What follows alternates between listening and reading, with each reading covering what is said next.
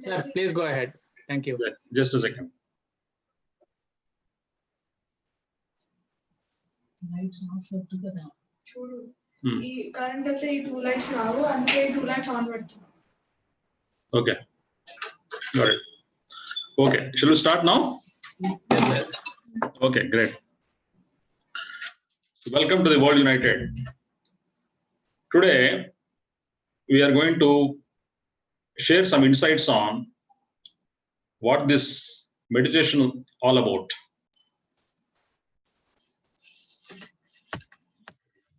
The word meditation has been excessively used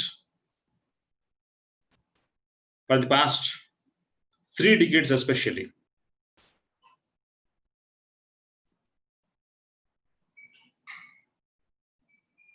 It has been known since a long time across the world.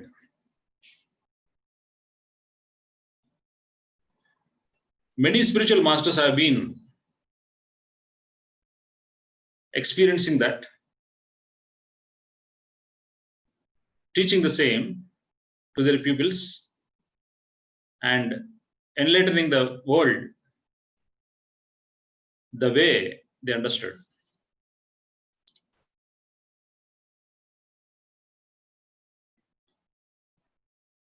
Many people, like children, many entities like animals, know meditation experientially, though they might not have heard the English word called as meditation or a Sanskrit word called as dhyana. They might not have heard these words, but they know for sure experientially what is this meditation all about.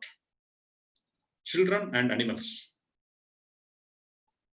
But for the adult human beings, adult means quite grown-up human beings in age, physical age, it is difficult for them to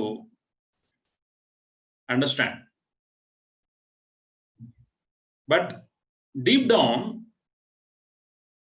they know something that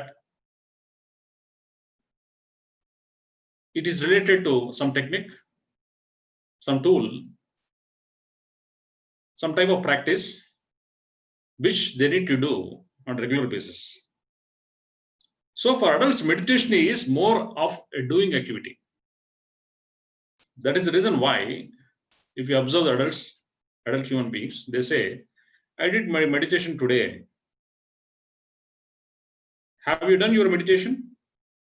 I have been doing meditation for the past 2 decades regularly.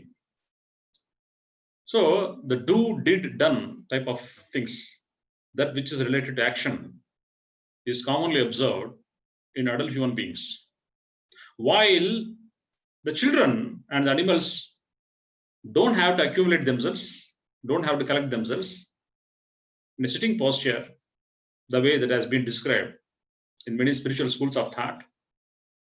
They don't close their eyes and put their mind onto something else like breath or any point of observation, nothing. But they knew experientially what is meditation. Compared to these 2 states of awaits, one that is experientially understood in children and animals, and that which is understood by the adult human beings, are the one are different. They are different. Adult human beings understand meditation as a type of activity, as a type of doing. Children and animals understand meditation as being. There is a massive difference. For them, meditation is not a tool. For them, meditation is a state of consciousness. For them is children and animals. For them, meditation is a state of consciousness. A meditative type of consciousness where there are no thoughts, where everything is converged, where everything is internalized, where everything is subjective. Even while playing, They're meditative. Children and animals are meditative in nature while playing. For adults, play is also some type of doing. When we play shuttle badminton, it is also a doing under a lot of tension to win. They won't enjoy. Every time they do, because they understand only one thing that is doing. They're absolutely unable to understand the being aspects of meditation, which is their natural state of consciousness, but forgotten. Just because forgotten, the big-sized body people, otherwise called as adults, lost the memory of meditative consciousness, which is quite natural, which has been quite natural with him since his birth. They lost that memory. Someone comes, some spiritual master comes, or some spiritual book comes into his life, and they get into some type of doing. That is the reason why they say, I did meditation today. I have done my morning meditation. These are the phrases they use commonly here. Most unfortunate fact. Meditation is never an action. Please understand this. When you say, I do meditation, you are wrong. Already over. You don't know what is meditation. When you say, I did meditation, you are wrong again, because you have lost the meaning that meditation is state of consciousness instead of activity. When you say, I've been doing meditation for the past 2 decades, again, you are absolutely wrong, fooling yourself, deceiving yourself.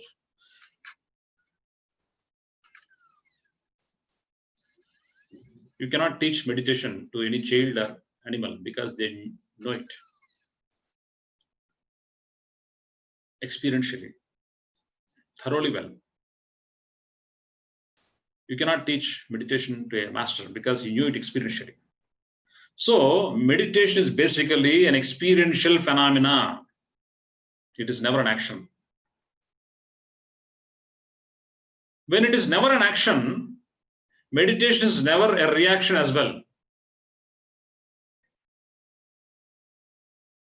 Meditation doesn't shuffle between action and reaction, kriya and pratikriya. Meditation is basically inaction. Meditation is absolutely doing nothing, sitting quiet, calming yourself. That calmness is otherwise called as the state of meditative consciousness. The inner silence is otherwise called as the meditative consciousness. And all the doing aspect of meditation is only preparation to get into that silenced mode. Every meditation tool and technique that is available in the spiritual market is actually a preparation to get into the silent mode.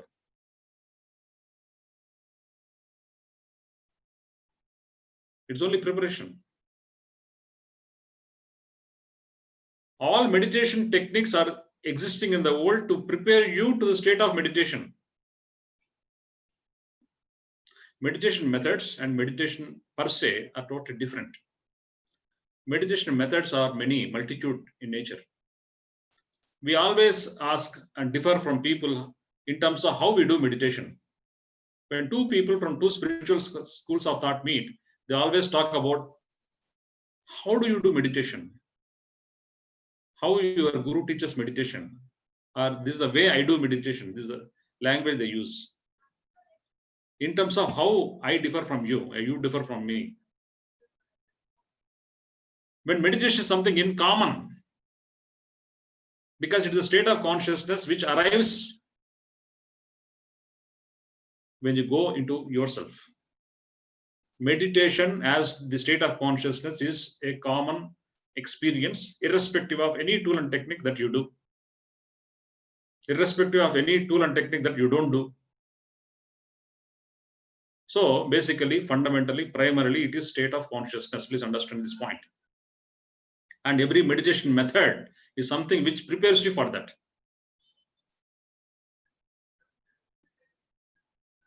How to arrive into this thoughtless consciousness, otherwise called meditative consciousness? Several states of consciousness have been described and experienced as well. For example, the wakeful consciousness that we all know and experiencing right now and here, the beta state of mind. We all know this very clearly. There are a lot of thoughts going on between these years, 2 years. Lot of thoughts, hell lot of thoughts. In fact, the hell is sitting there in the head between the ears in the form of excessive thinking, erratic thinking, anomalous thinking, unrewarding thinking, uninvited thinking.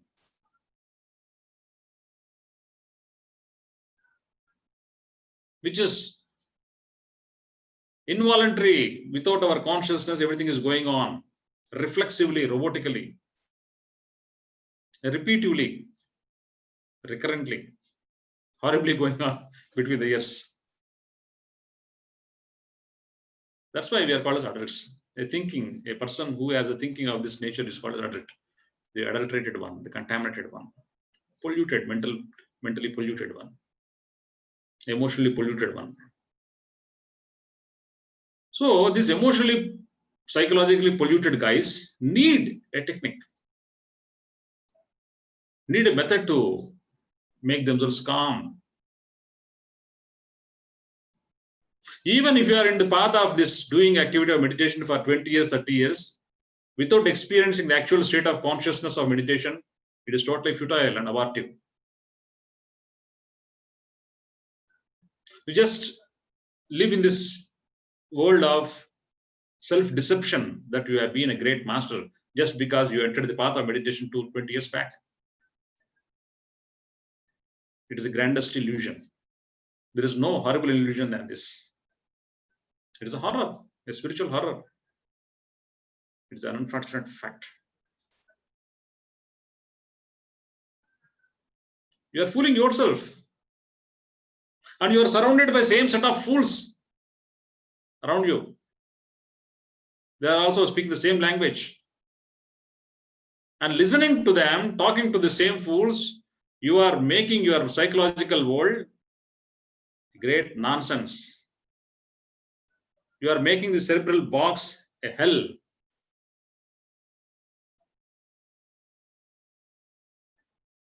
This is the greatest illusion.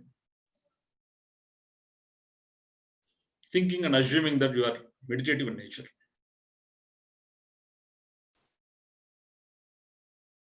Inner silence is totally a phenomenon, an essential phenomenon, a very significant phenomenon, a beautiful phenomenon,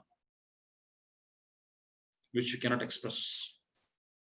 Just because you can't express, the masters, the ancient masters of China call it as Tao. Because you can't express. When you try to express, it cannot be total. It cannot be complete. You can't speak out totally. Always there is a void.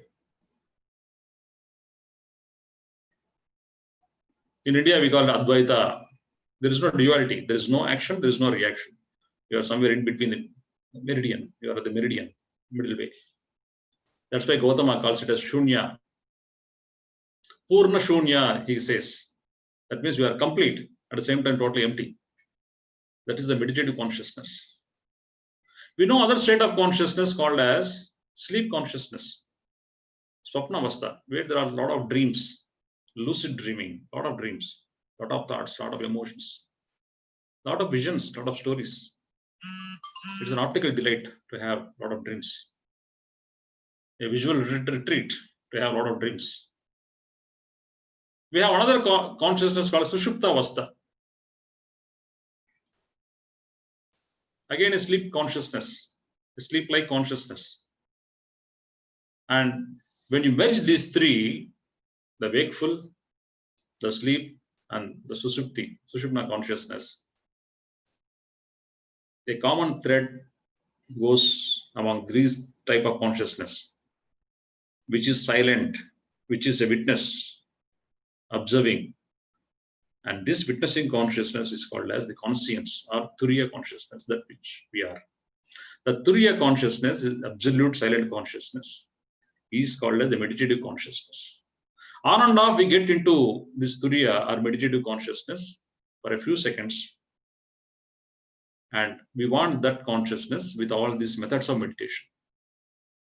Unfortunately, while pursuing this Turiya consciousness or true meditative consciousness, or the real silence, even a thought that I am silent doesn't emerge. You are that much silent. Even a thought that you are silent, you are experiencing silence doesn't emerge. There's a reason why Gautama the Buddha sat under the Bodhi tree for 7 weeks, 49 days he sat. He got lost into this time-space warp. The physical body stayed without food and water for 7 weeks under the tree. He calls it as enlightenment.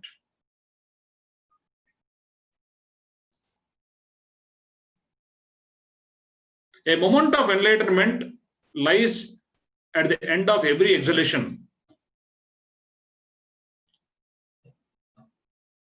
A beautiful moment of enlightenment or nirvana or moksha lies at the end of every exhalation. For those people who can actually observe incisively, for those people who can witness incisively, they can understand that moment of real awareness, the nirvana awareness, where there are no thoughts. So pursuing this silence, the seekers do get what is called as meditational experiences. They may get some flashes of light, they may get a shake in the body, they may get some visions of their past lives, they get some jerks in the body, so many experiences. And these experiences have become a platform of expression for so many people. They get up from their meditation session, talk about their experiences without actually experiencing the silence, and live in this world of illusion that these meditation experiences are very great. They get a lot of appreciation outside.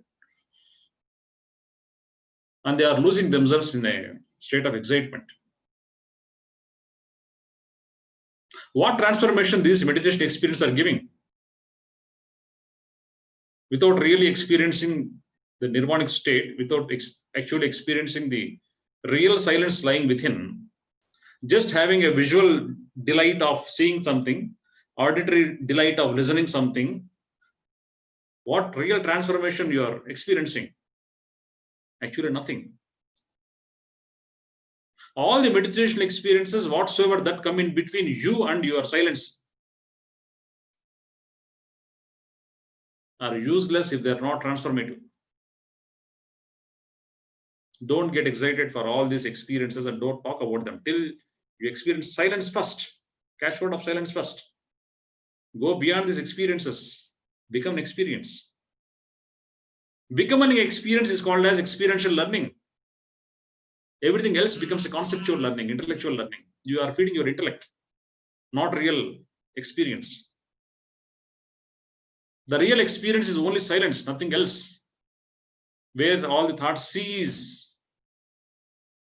When the thought cease, the space becomes obvious. Emptiness becomes obvious. Silence becomes obvious. And there is no great treasure than experiencing your silence.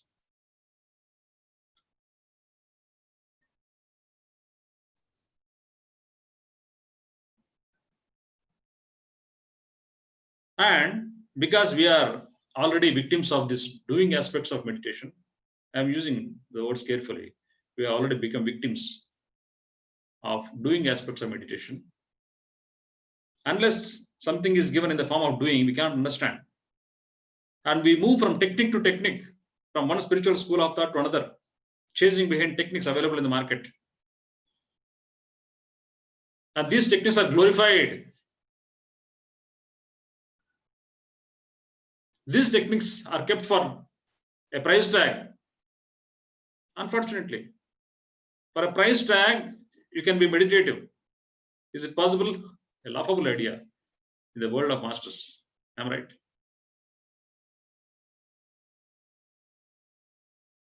is absolutely laughable.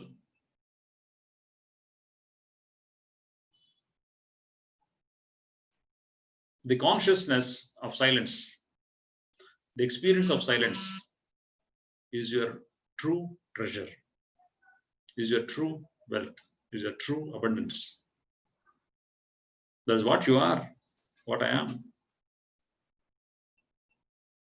And to acquire this true wealth and treasure, we are here in the physical strata. We are living in the physical body to acquire this real wealth.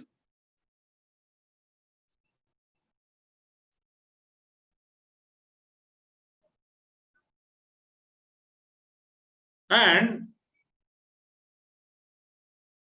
how we can live from the element of silence, how we can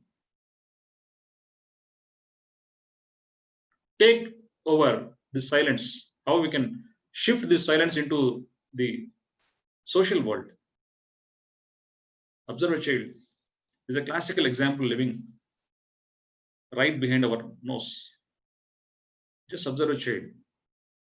He's so playful, enjoying every moment of his life from the real meditative consciousness. There is no superior being, there is no real Buddha or any Christ who is greater than a child. Instead of observing the child and learning from them, we are trying to fool them, making them as adults like us. We want a conversion business. We are into conversion business. We are converting every child a fool. We are converting every child an adult, the adulterated one. Like there has been religious fundamentalism, there has been spiritual fundamentalism, converting all our precious jewels of children into adults. It is an unfortunate fact. What else a fool can give to the world? A foolishness, nothing but, nothing else. In the name of spirituality, we are again and again fooling our children to become adults.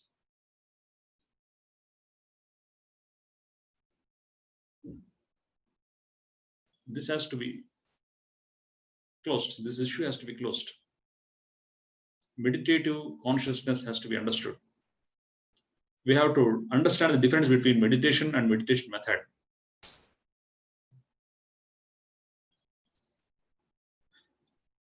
You cannot find a child unaware for a moment. He's always conscious, always doing everything from the state of consciousness, from the state of silence, inner silence, absolute silence. Becoming a child again by way of observing him makes you live like a master.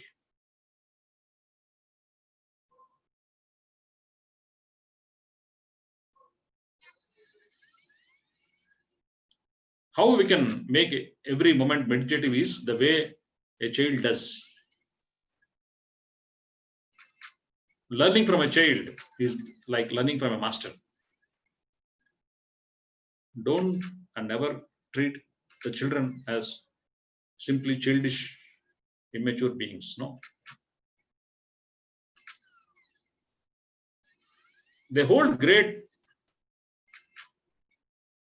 spiritual truth. In fact, they are the physical embodiments of truth. Living like a child is everything. Living like a child is called a spiritual life.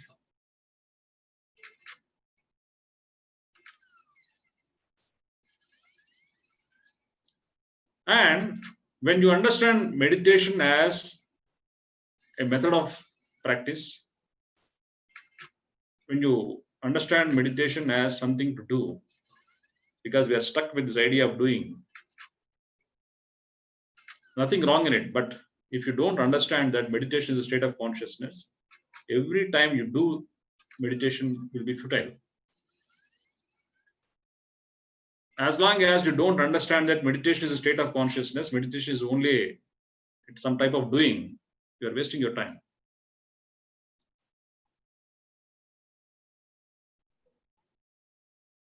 Sit for meditation, sit for silence at least 5 times a day, like namaz. Every time at least 5 minutes. One sitting can be longer, little longer, maybe 15 minutes, 20 minutes, 1 hour, as per your inclination, as per your availability of time. So when you frequently sit for meditation, sit for silence, let me replace the word meditation for silence. When you sit for silence, as per the method you understand, whatever method, it's okay. Methods are totally customized. You cannot universalize any methods. You can't say this method is ultimate, this method is highest. You can never say that.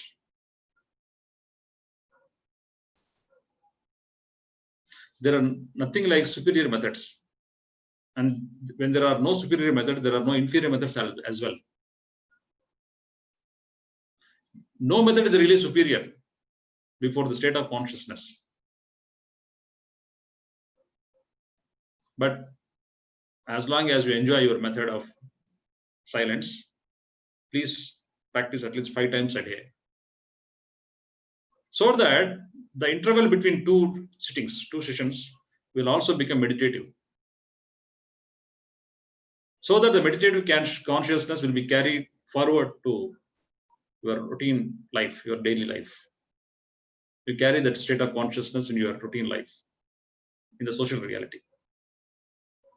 So the more frequently you sit for silence, the more frequently you understand it. You understand that this is your real nature of life. Simple as that. And because it is a direct Zoom call with some people on the board, let me not speak about meditation methods. But today, I will definitely speak about methods of meditation, because we always are interested in methods of meditation. I will introduce a few methods definitely in the coming sessions. But most importantly, whatever method that you are into, it must lead us to silence. If it is not leading us into silence, you are wasting your time.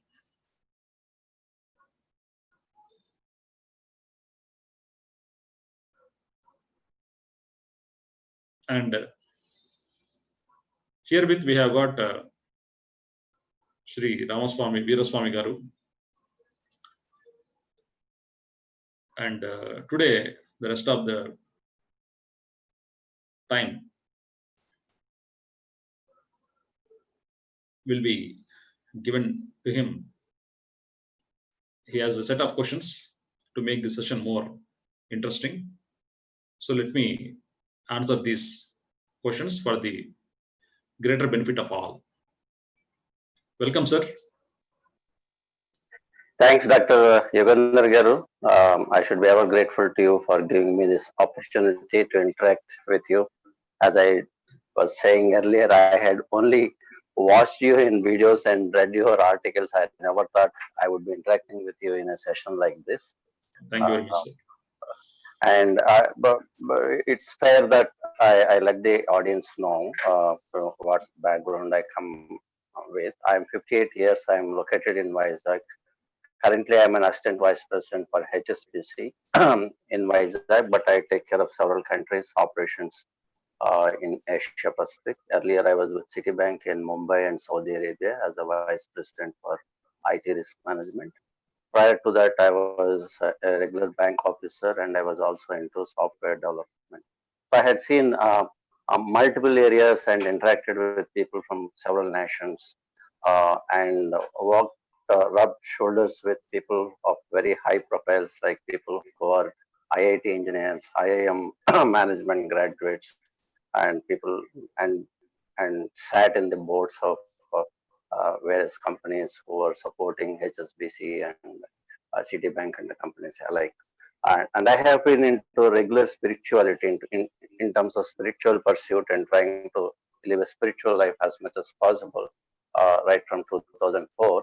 Though I had my initial understanding of spirituality way back in 1996, but it had taken another 8 years to really plunge into the spiritual way of thinking. Ever since I had seen a lot of change in the way I was dealing with myself in my official responsibilities.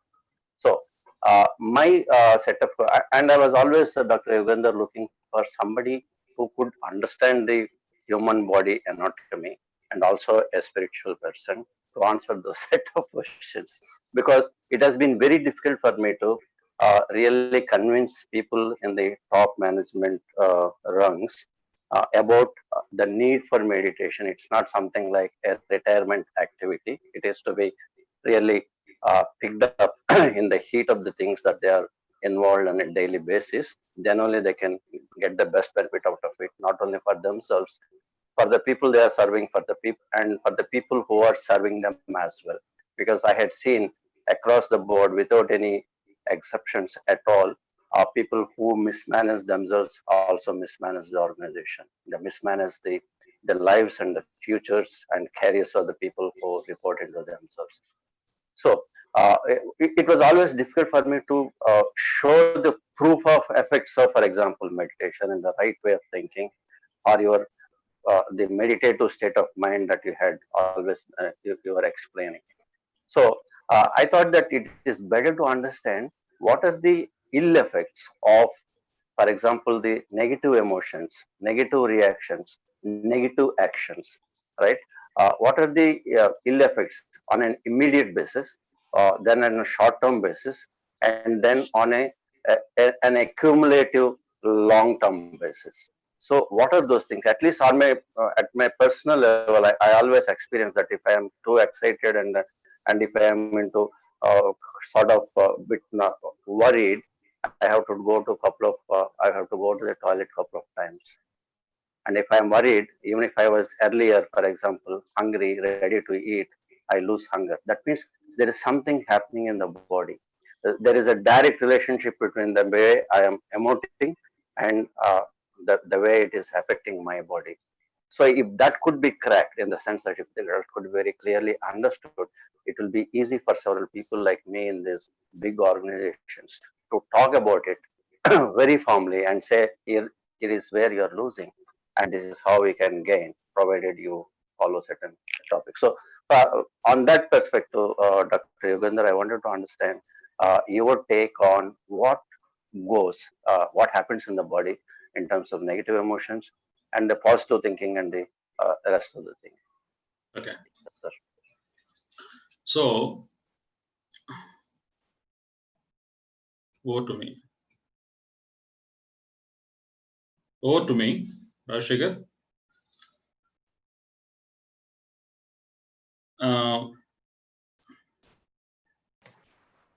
Yes, sir. Please continue. Yeah. What are the effects of negative emotions on the physical body and how we can come out of it?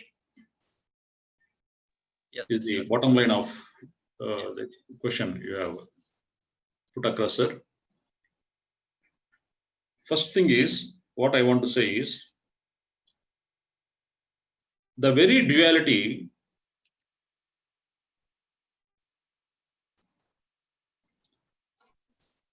the very polarity, the very plurality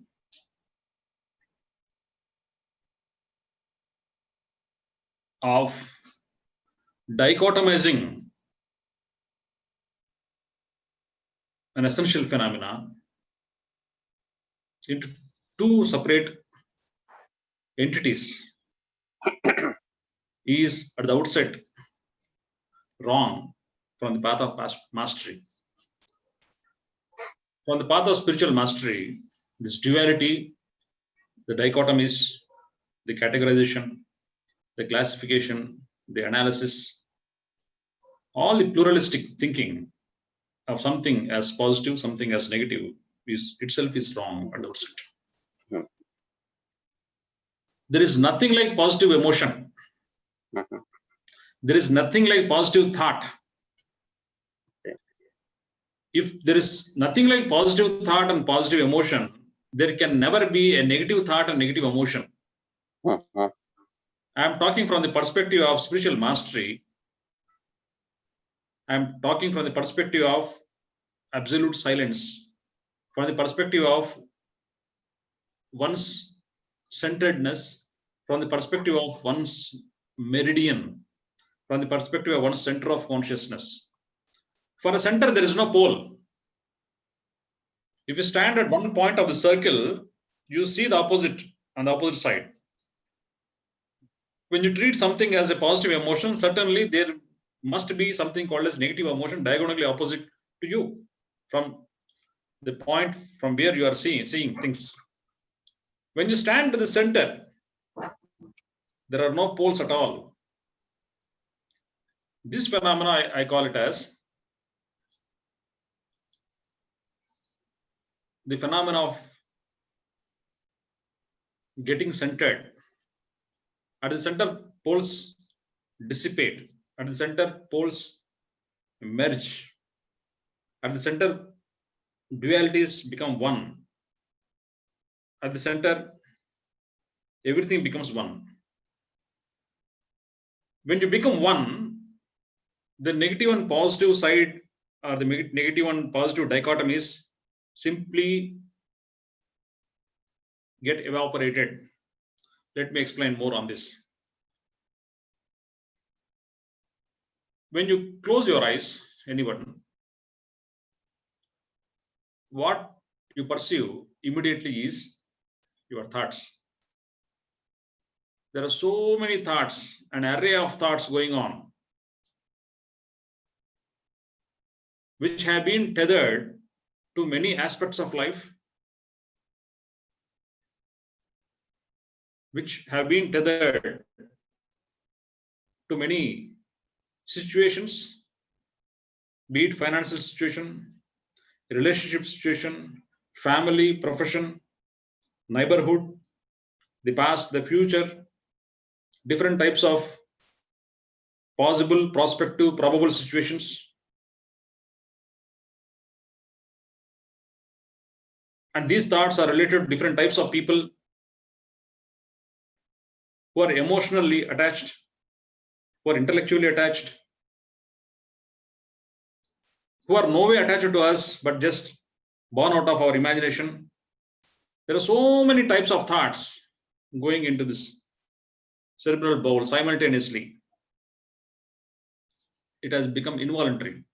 When we close our eyes, the first thing that we perceive is the chain of thoughts, unintelligible chain of thoughts that are going in the head. If you slowly observe them again, a line of demarcation appears to be emerging, which differentiates a set of thoughts called as positive and set of other thoughts called as negative. Who is branding them as negative and who is branding them as positive? Who is that? You are branding. You means the center of consciousness. You, the spirit, you, the consciousness, projected into the psychological world, calling a set of thoughts as positive just because they're rewarding, they're essential, they're useful, they are helpful to us, you. And this set of thoughts which you want to avoid, which you don't want to exist in your brain, but yet they are appearing without your knowledge, irresistibly following you, chasing you, draining you, gravitating you. These thoughts are called as negative thoughts and negative emotions rather. Thoughts and emotions, one side, positive thoughts and emotions, negative thoughts and emotions on the other side. Our brain is also funnily split into left and right brains. What the left brain does, the right brain doesn't. When left brain works on intellect, right brain works on emotions. And they are connected, they are bridged deep down. And we are never connected to this bridge. This bridge, from the point of bridge, there are no left brains and right brains.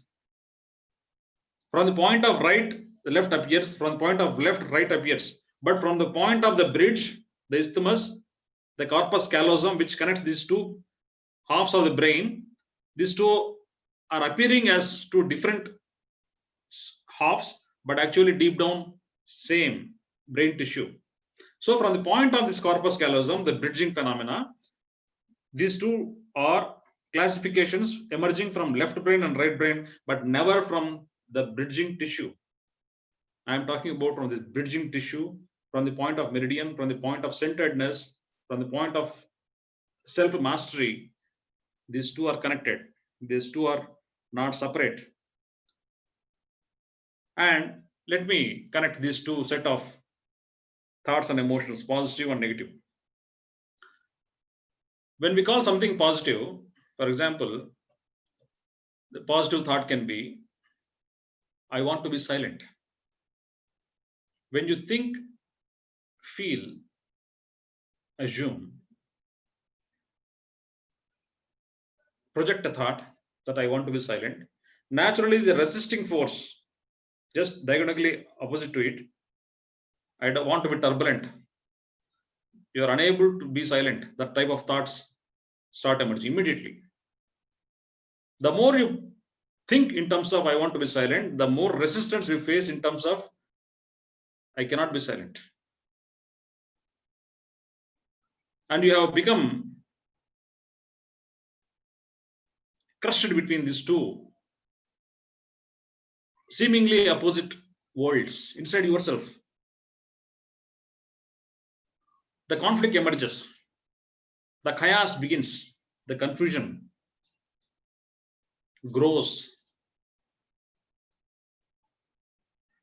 From the point of centeredness, if you see from the centered consciousness, both type of thoughts, how the roots of these thoughts have come from. If you put your mind there, how do you put your mind there? When you keep on observing all the positive and all the negative without actually differentiating something as positive, something as negative, just observing plainly from the neutral gear. If you keep on observing, the forces of resistance stop dropping. The forces which drain you stop dropping. Slowly, number of thoughts come down. The intensity of thoughts come down. You become increasingly silent. Silent, silent, silent, silent, silent, and you become only silence, no thoughts. In this consciousness of silence, some stray thoughts, like stray dogs move from one place to another place, some stray thoughts, involuntary thoughts, just sweep like cloud, a small wisp of cloud. They just pass by. And with great awareness, you are watching these wisps of clouds in the form of thoughts and emotions across your silent, natural state of consciousness, that which you are made up of. So, the positive thoughts of, what are the positive thoughts? We have so many positive thoughts, so many negative thoughts, so many positive emotions, and so many negative emotions. How to transform all the so-called negative thoughts and negative emotions into the platform of silence. I'm not saying that how to positivize your thoughts. I am saying bringing all the negative thoughts, positive thoughts into the platform of silence. As long as the dichotomy of positive, negative exists in our mind, as long as this categorization, polarity exists in our minds, the centeredness cannot be experientially understood. That is my emphasis. So, the negative thoughts and emotions, whatsoever, in the form of fear, in the form of guilt, in the form of resentment, in the form of repentance, in the form of anxiety, in the form of obsession, in the form of lack of clarity, otherwise called as confusion, all the so-called negative thoughts and emotions affect every cell of the physical body. Please understand this. The way every positive thought affects moment to moment every cell of the physical body. We have 60 trillion cells in this physical body. Every thought that we are thinking affects. Every moment of no thought also affects. So the state of consciousness of thinking has to be moved towards state of consciousness of no thought, thoughtless state. When the moments of thoughtless state are increased, naturally the impacts of all the emotions and thoughts in a devastating way, in a damaging way to all the cells of the physical body will be annihilated forever. Absolutely all the physical diseases in the form of hypertension, in the form of arthritis, in the form of muscular disorders, Yes. in the form of diabetes, True. in the form of all glands, the glands which produce enzymes, otherwise called exocrine glands, in the form of all the hormones which are called as endocrine glands. There are two types of glands in the body, exocrine glands and endocrine glands.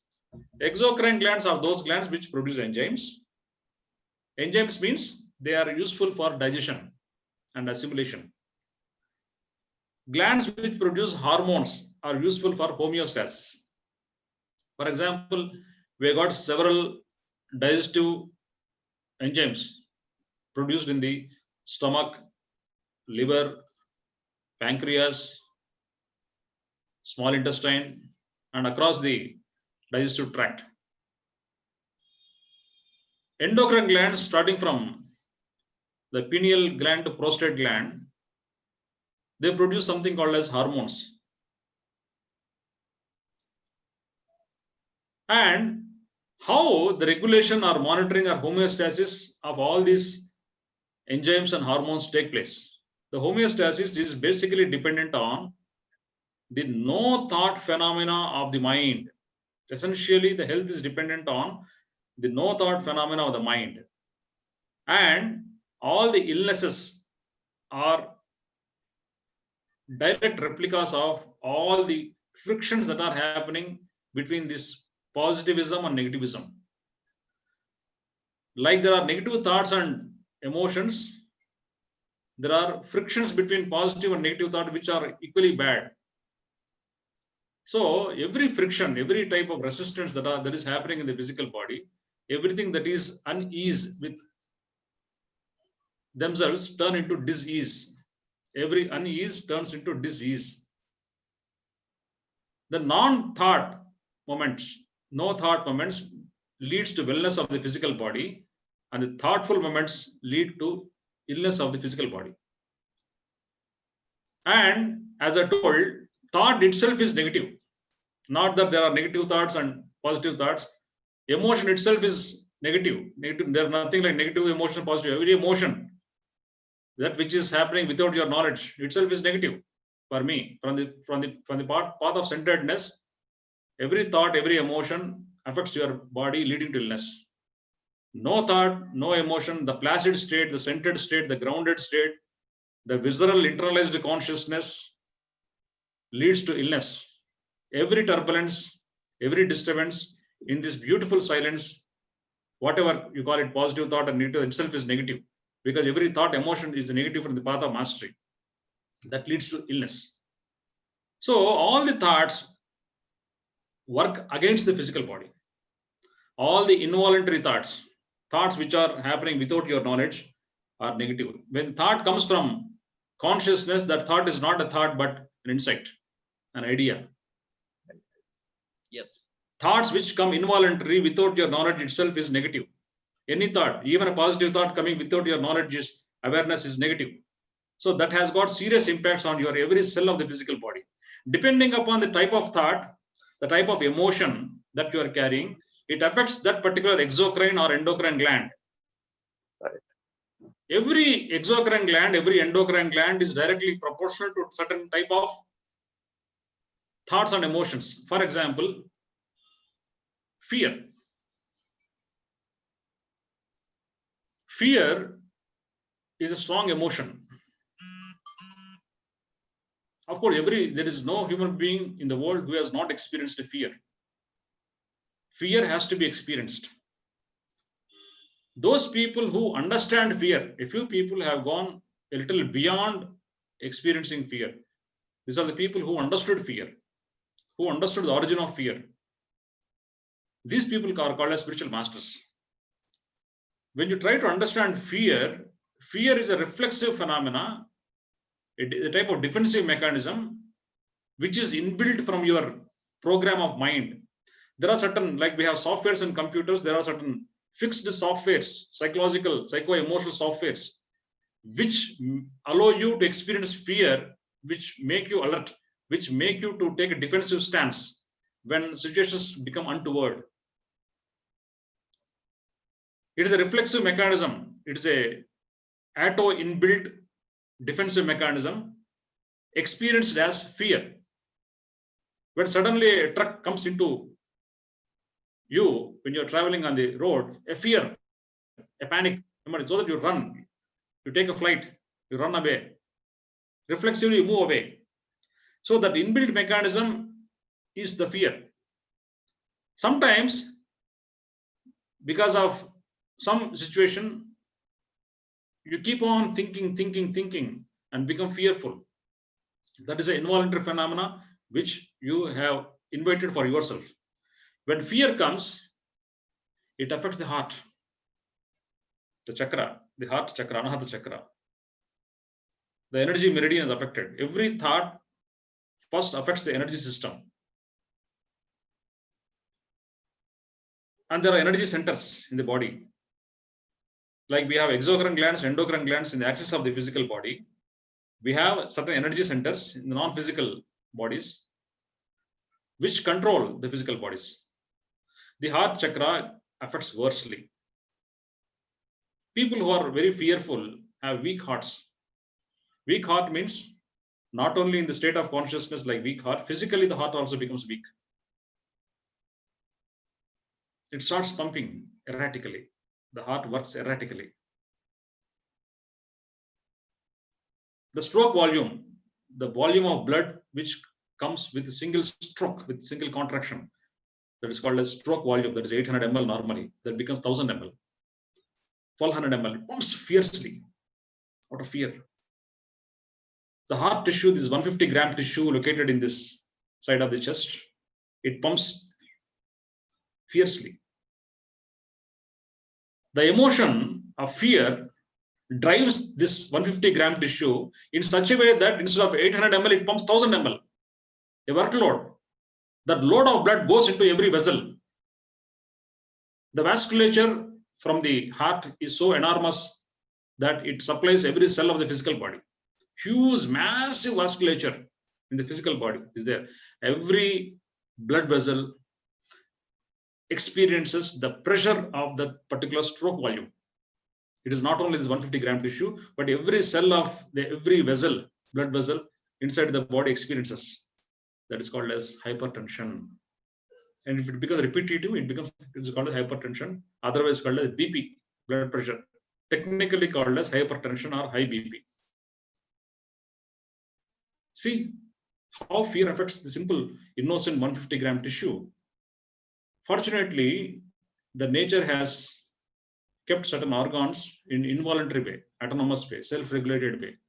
Even if you think or do not think, even if you sleep or wakeful, this tissue keeps on working constantly, continuously, without rest. Contracts, relaxes. That very relaxation which follows every contract itself is rest for him.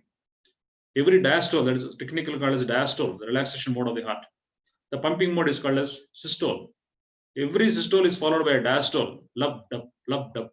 The dub is the resting period of our heart. The nature has created such a way. Because it doesn't know what is rest. If it takes rest, it is called as death. So to keep this physical body alive, this 150 gram tissue has to be active continuously.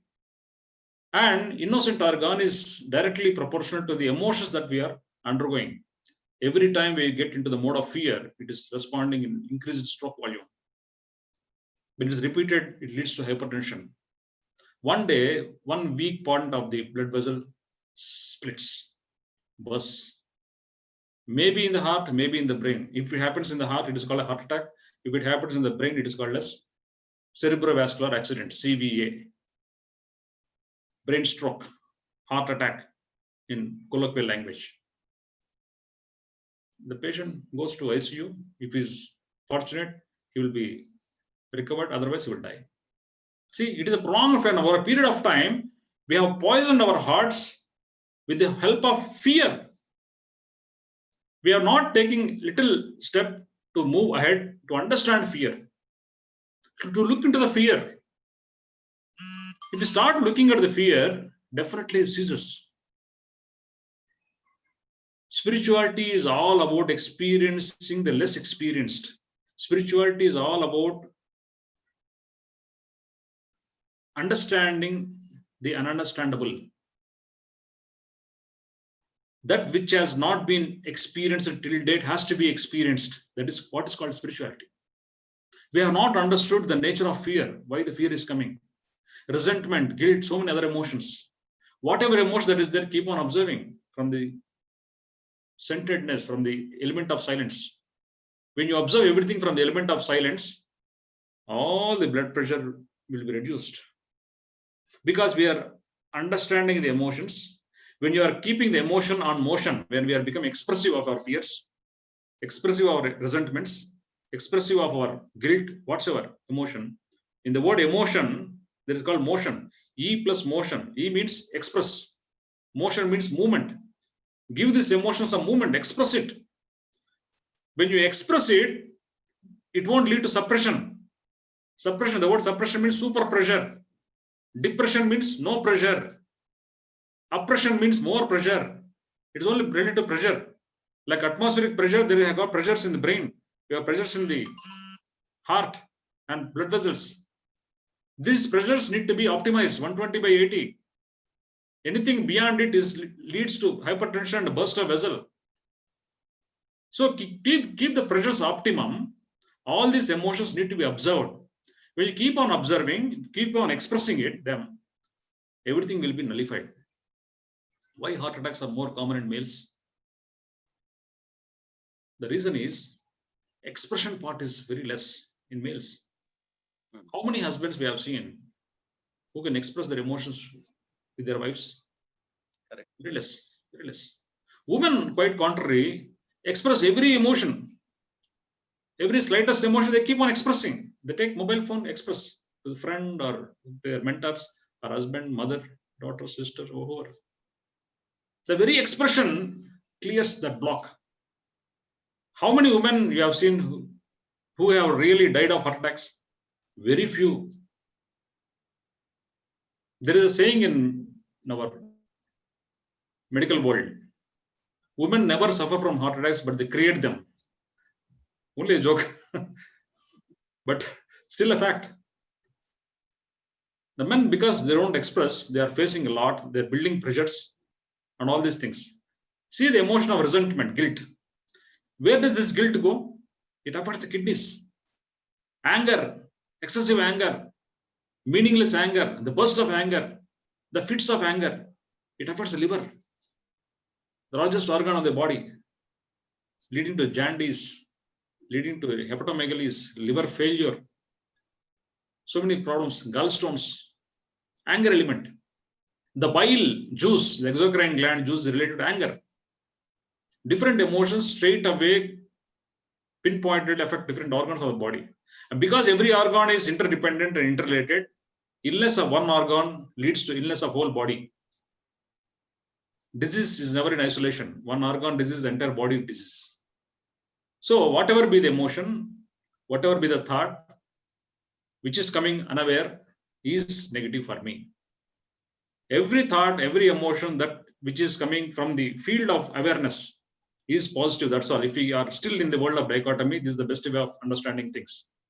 Even more better things is deleting all these dichotomies, classifications and categorizations, and seeing from the point of unification, seeing from the point of merging, seeing from the point of centeredness, seeing from the point of centered silence.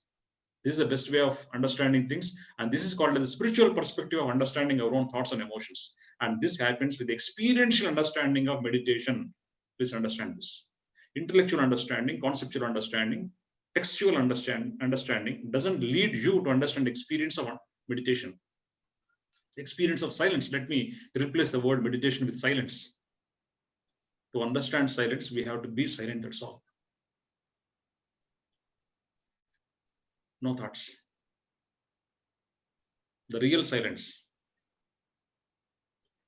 The sadhana of silence is called as spirituality for me. Nothing else is spirituality. Thank you, sir.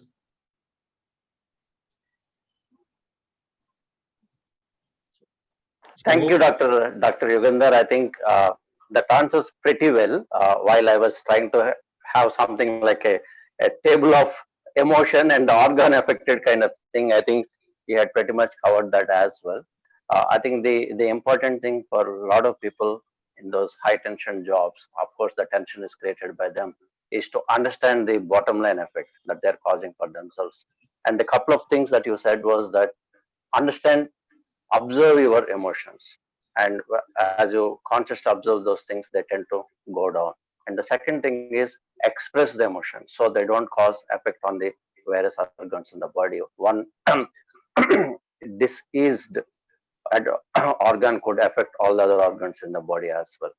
And the any kind of thought which is involuntary, which is arising on its own, it could be causing the problem. The thoughts coming out of the awareness, which could be like the ones which result in actions, they have the they are they are required ones. They don't have harmful effects. The involuntary ones, which are coming out of pretty much unconscious kind of behavior, those are the ones to be watched. And yeah, you have to be in a state of silence to be able to go through all those things. Thank you, Dr. Yugandhar. I think it pretty much answers what you have explained. Thank you. Maybe in another session, we'll go into my rest of questions. Thank you, sir. Okay, so you don't want to get into other questions? If you want to, please.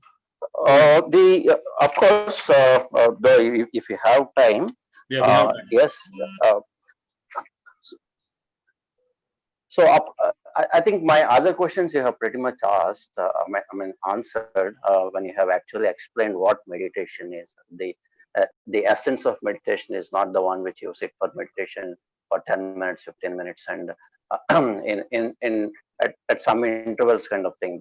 It's the silence that will necessarily bring a meditative state of mind into our way of functioning. I think that's very, very, very helpful insight that you are giving. But the one thing that I would like you to possibly dwell a little into, like the training the mind. Is there something like training the mind, as if the mind is behaving on its own? Yeah. So how do you deal with it if it is coming to you as a question? Yeah. Yes, sir. So, before we understand training the mind, in social reality, in the visible world, for every skill, for every ability, for every talent, for any type of expertise, something called as training is required. For everything, training is required. If we go to a blacksmith, I need training. If I want to sculpt a stone, if I want to turn this stone into a beautiful statue, I need training. I should know how to chisel, how to hold my chisel, how to hit my chisel with hammer, how to bring a shape, how to calculate the dimensions of the statue. Everything is training. The trained sculptors have built massive mammoth temples in India. Massive temple, just because of training, because trained sculptors, extremely well trained. We have got a battalion of extremely well trained surgeons in the world, very well trained. They do surgeries on the working heart, functioning heart, moving heart. While the heart is pumping blood, they are able to do surgery. They are trained people who are into aeronautic engineering. They have sent several satellites into the space. A record break of 100+ satellites at a single go. Extremely well-trained scientists in the field of space and astronomy. They're extremely well-trained IT programmers. They have designed different types of apps. The reason why we are able to converse with each other is just because of some simple app. But they're well-trained to design an app. Training is everywhere required in the visible world. Training in physical world gives you a skill or talent. when it comes to spiritual world, training doesn't work. The approach of training, the methods of training, the way we are trained in a sequential way, gradual way, systematic way, categorical way, one after the other. One type of training, one aspect training prepares you to another aspect, something like that. In the inner world, the word training has to be replaced by awakening. Because inner world has got mind. The mind is already trained. Trained in the sense programmed, compartmentalized.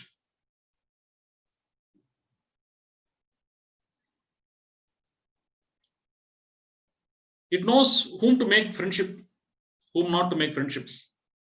It knows how to think, how not to think in a programmed way. Because minds are absolutely individualized. It differs from one person to another person. Because mind is the functional aspects of your brain, are the social aspects of your consciousness, are the peripheralized aspects of your consciousness. The minds are self-made. The word mind came from Latin minios, which means that thinks. We are called human beings because we are beings which are able to think. Sentient beings are those beings which are unable to think, like animals. Sapient beings are those who are able to think. That's why we are called as Homo sapiens. Beings who are able to think, talk in a language, a verbal language, which has a dialect, symmetry, syntax, inflection, everything. It has some grammar. It has some set of rules to speak. For sapient beings, when it comes to sentient beings, they speak with the language of mind, telepathically. They understand the gestures and gesticulations of their own community of deers or tigers. The language is totally different there in the world of animals. The sentient beings, language of sentient beings is different from the language of sapient beings. Sapient beings use language, English language, local languages, European languages. There are so many, 5,000 languages with Lippy and without Lippy across the world. Indigenous, native, modern, modernized. So many types of languages are there. But the lingua franca, that which is used for routine communication, has been what we are using right now in the form of English. So,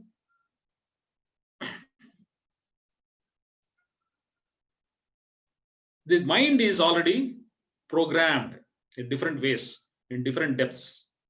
In the spiritual world, it is not the training that is really useful, it is detraining. Like learning is a skill in the social reality, unlearning is a skill in the spiritual reality. Deconditioning is a skill in this inner world.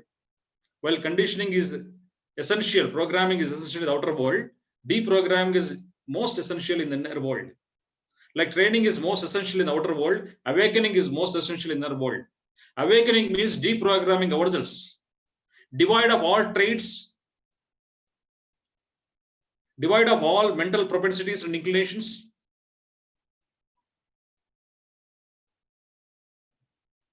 Divide of any robotic and reflexive way of expressing things, understanding things, removing the formats and planes of interfaces between truth and you. All the interfaces which are standing in between you and the truth need to be removed.